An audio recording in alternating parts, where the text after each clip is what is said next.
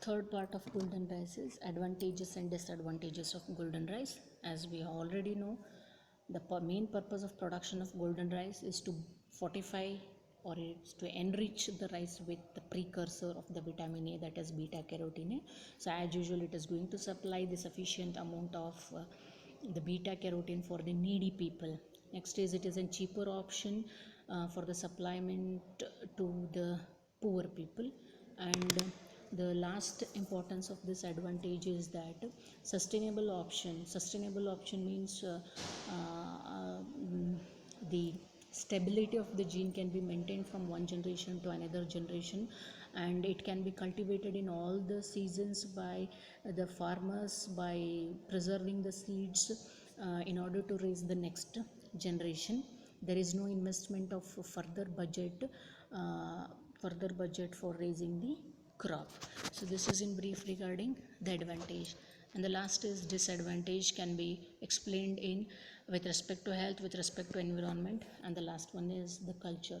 So when we talk about with respect to health, in some people the beta carotene or this golden rice may cause allergy and may cause some other side effects also.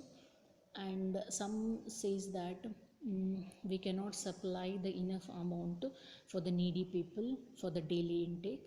And with respect to the environment, so as we introduce the genetically modified plants or genetically modified crops, it may lead to what the loss of biodiversity means as we go on introducing the newly raised varieties, the chances of losing the traditional varieties or the wild varieties are more, so that the traditional variety or the wild varieties may become endangered. So in order to avoid the loss of biodiversity, in order to avoid losing the varieties of the rice varieties, it may cause the loss of the biodiversity. And in the same environment disadvantage, you can find genetic contamination of natural global staple food.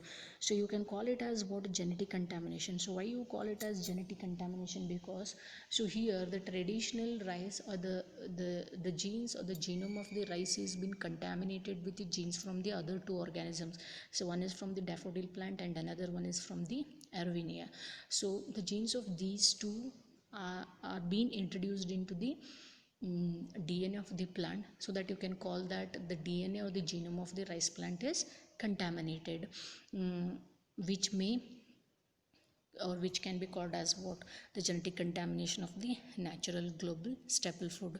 So that sometimes what happens, we may lose the desired characters of the plant. And the last one is culture. So some of the traditional mythological people, what they think that we are going against the nature, we are going against the God's creativity, we are modifying the creativity of the God's spiritual beliefs. So thinking all the conditions, they will prefer to eat only the traditional white rices, and they may avoid the eating the golden rice. Thank you.